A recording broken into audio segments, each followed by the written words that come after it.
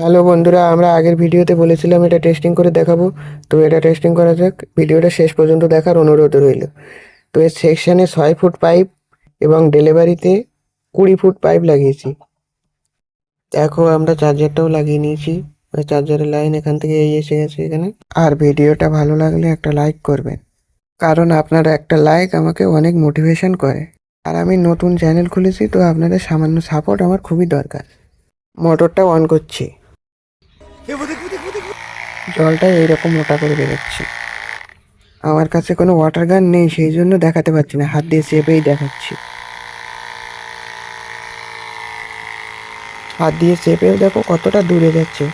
এটাতে বাগানে খুবই সুন্দর জল দেওয়া যাবে। দেখতে পাচ্ছ কি সুন্দর ফোয়ারার মতো ছড়িয়ে পড়ছে। অন্তত 15 থেকে 20 ফুট দূরে জল যাচ্ছে।